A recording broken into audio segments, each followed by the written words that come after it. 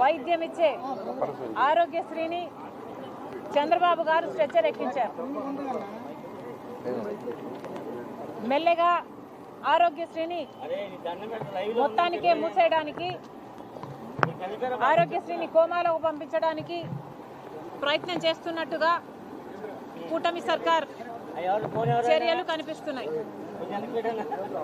ఇది ఎక్కడి అన్యాయం అని అడుగుతున్నాం.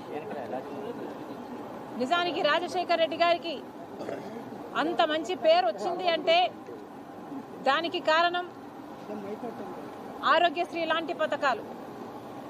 మనసున్న నాయకునిగా రాజశేఖర్ రెడ్డి గారు నిరూపించుకున్నారు అంటే దానికి కారణం పేద ప్రజల పట్ల ఆయనకున్న ప్రేమ.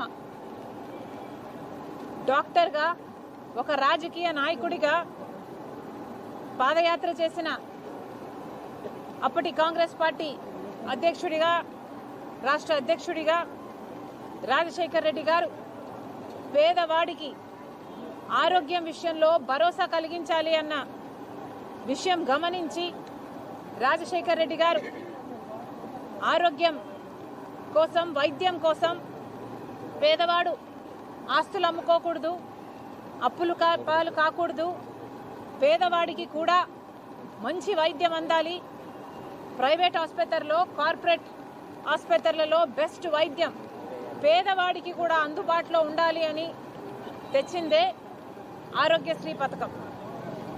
రాజశేఖర్ రెడ్డి గారి గుండెల్లో నుంచి పుట్టిన పథకం ఆరోగ్యశ్రీ పథకం. ఎంతమంది, లక్షల మంది, కోట్ల మంది ఆరోగ్యశ్రీ పథకం ద్వారా లబ్ధి పొందిన వాళ్ళు ఉన్నారు. ఈ రోజు వరకు కూడా, ఇప్పటికీ కూడా, ఇన్ని సంవత్సరాలు గడిచిన తర్వాత కూడా సంవత్సరానికి కనీసం 30 లక్షల మందికి ఆరోగ్యశ్రీ పథకం వర్తిస్తుంది. ఆరోగ్యశ్రీ వాళ్ళ ఆరోగ్యాన్ని, వాళ్ళ కుటుంబాన్ని నిలబెడుతుంది, పునర్జన్మనిస్తుంది. అలాంటి పథకం ఈ ఆరోగ్యశ్రీ పథకం. కానీ కూటమి సర్కార్ వైఖరి చూస్తుంటే ఆరోగ్యశ్రీని బతికి ఉంచే ఉద్దేశం లేదు అన్నట్టుగా కనిపిస్తుంది. ఎందుకు అని అడుగుతున్నాం. నిన్న ప్రైవేట్ ఆసుపత్రులకు చెందిన మేనేజ్మెంట్లందరూ ఆరోగ్యశ్రీ బిల్లులు, బకాయిలు చెల్లించకపోతే వాళ్ళందరూ గత 14 రోజులుగా అసలు ఆరోగ్యశ్రీ కేసులను తీసుకోవడమే మానేశారు. అంటే గత 14 రోజులుగా పేదవాడు ఒక ఆసుపత్రికి వెళ్ళి నాకు వైద్యం చేయండి అంటే లేదు, ఆరోగ్యశ్రీ వర్తించటం లేదు, ప్రభుత్వం బకాయిలు చెల్లించటం లేదు అని వాళ్ళని వెనక్కి పంపిస్తున్నారు. మరి వారి పరిస్థితి అంతా ఏమిటి? చంద్రబాబు గారు సమాధానం చెప్పాలి. ఇంతమంది, కనీసం 8,000 మంది పేషెంట్లు ప్రతిరోజు ఆరోగ్యశ్రీ పథకంతో బెనిఫిట్ అవుతున్నారు. 8,000 మంది అంటే 8,000 మంది మీద ఇంత ట్రీట్మెంట్లు, ఈ సర్జరీలు ఇవేమున్నా కూడా ఆరోగ్యశ్రీనే భరిస్తుంటే, అలాంటిది ఆరోగ్యశ్రీని తీసివేస్తే వాళ్ళంతా ఎక్కడికి వెళ్ళాలి? మళ్ళీ కనీసము ప్రభుత్వ ఆసుపత్రులకు వెళ్దాము అంటే అక్కడ కనీసం కావాల్సిన ఆరోగ్యశ్రీ బెడ్లు కూడా ఉండడం లేదు. మరి వీళ్ళందరూ కార్పొరేట్ ఆసుపత్రుల్లో వైద్యం కావాలి, మంచి వైద్యం కావాలి అనుకుంటున్న పేద ప్రజలందరూ మళ్ళీ ఆస్తులైనా అమ్ముకోవాలి, లేదా అప్పుల పాలైనా కావాలి, లేదా వైద్యం చేయించుకోకుండా అలాగే బ్రతకాలి, లేదా చచ్చిపోవాలి. ఇదేనా చంద్రబాబు గారు రాష్ట్ర ప్రజలకు చెప్తున్నది? మిమ్మల్ని నమ్మి ఓట్లేస్తే మరి చంద్రబాబు గారు ఈరోజు కనీసం ఆరోగ్య విషయంలో కూడా భద్రత కలిగించటం లేదు అంటే ఇక చంద్రబాబు గారు ముఖ్యమంత్రి పదవిలో ఎందుకున్నారో చంద్రబాబు గారికే తెలియాలి. మళ్ళీ చెప్తున్నాం, నిన్న ప్రైవేట్ హాస్పిటల్ అన్నీ, ఆరోగ్యశ్రీకి సంబంధించిన హాస్పిటళ్ళు వాళ్ళు చెప్పిన విషయాలు కనీసం ప్రతి నెల 350 నుంచి 400 కోట్ల రూపాయల వరకు ప్రతి నెల ఆరోగ్యశ్రీ బిల్లులు వస్తున్నాయి. గత 16 నెలలుగా కూటమి సర్కార్ అధికారంలో ఉంది. 16 నెలలుగా రేస్ చేసిన బిల్లులు 5,900 కోట్ల రూపాయలైతే ఈ సర్కారు చెల్లించింది మాత్రం 5,200 కోట్ల రూపాయలు.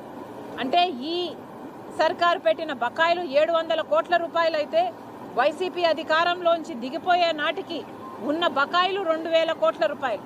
అంటే మొత్తం 2,700 కోట్ల రూపాయలు ప్రైవేట్ హాస్పిటల్కి ప్రభుత్వం చెల్లించాల్సి ఉంది. వాళ్ళు పాపం ఏం చేస్తారు? వాళ్ళకైనా కూడా హాస్పిటల్ నడుపుకోవాలి అంటే వాళ్ళకైనా ఖర్చు అవుతుంది. మరి ఇంతింత బకాయిలు హాస్పిటళ్లకు పెడితే ఆ హాస్పిటల్కైనా ఎలా ఫంక్షనింగ్ అవుతాయో చంద్రబాబు గారు సమాధానం చెప్పాలి. వాళ్ళైనా ఒక హాస్పిటల్ నడపాలి అంటే వాళ్ళైనా ఎక్కడి నుంచో డబ్బులు తీసుకొచ్చి ఇన్వెస్ట్ చేసిన వాళ్ళే, అంటే వాళ్ళకు వడ్డీలు కూడా పడుతుంటాయి. మరి వీటన్నిటినీ కవర్ చేయకపోతే, బిల్లులు మీరు సక్రమంగా చెల్లించకపోతే ఆ హాస్పిటల్ అన్ని ఎలా సర్వైవ్ అవ్వాలో చంద్రబాబు గారు సమాధానం చెప్పాలి. మళ్ళీ చెప్తున్నాం, 2,700 కోట్ల రూపాయలు బకాయిలు ఉన్నాయి. చంద్రబాబు గారు కూటమి సర్కార్ తప్పించుకునే ప్రయత్నం చేస్తుంది. 2,000 కోట్ల రూపాయలు వైసీపీ బకాయిలే అని చెప్పి వాళ్ళ మీద తోసే ప్రయత్నం చేస్తుంది. సరే, వాళ్ళ బుద్ధిహీనత. ఆరోగ్యశ్రీ రాజశేఖర రెడ్డి గారి పథకమైన వాళ్ళు బకాయిలు పెట్టిపోయారు. మరి బకాయిలు పెట్టిపోయి ప్రజలు మీకు అధికారం ఇస్తే మరి మీ బుద్ధి ఎక్కడికి పోయింది?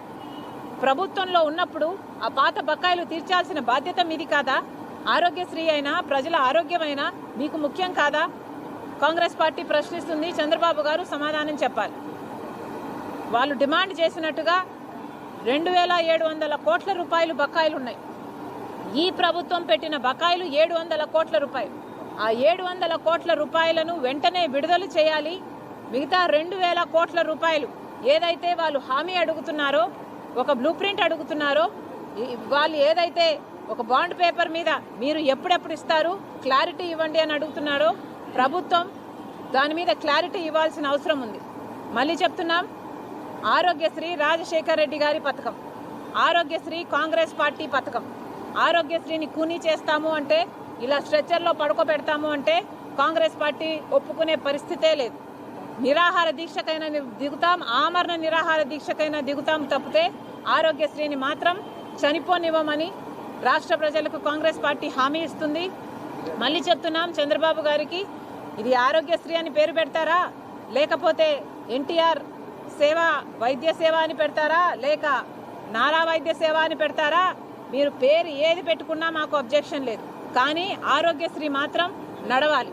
ఇదే ఆరోగ్యశ్రీ రాజశేఖర రెడ్డి గారిని దేవుణ్ణి చేసింది. మరి చంద్రబాబు గారిని ప్రశ్నిస్తున్నాం, ఇలాంటి ఆరోగ్యశ్రీని మీరు ఆపేస్తే మీరు రాక్షసులు కాదా? ఆలోచించుకోవాలి.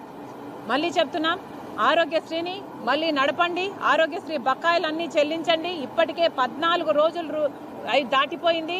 ఇప్పటికే దాదాపు 1,00,000 మంది పేషెంట్లను, రోజుకు కనీసం 6,000 7,000 వేసుకున్నా 14 రోజులుగా వీళ్ళందరినీ వెనక్కి పంపిస్తున్నారు. దాదాపు 1,00,000 మంది పేషెంట్లను ఇప్పటికే వెనక్కి పంపించేశారు ఆరోగ్యశ్రీ లేక. ఇప్పటికి 14 రోజులైంది. ఇది బాగోలేదు. చంద్రబాబు గారికి మళ్ళీ చెప్తున్నాం, మీరైనా స్పందించండి, లేక మేమైనా ఆమరణ దీక్ష దిగుతాం. Thank you.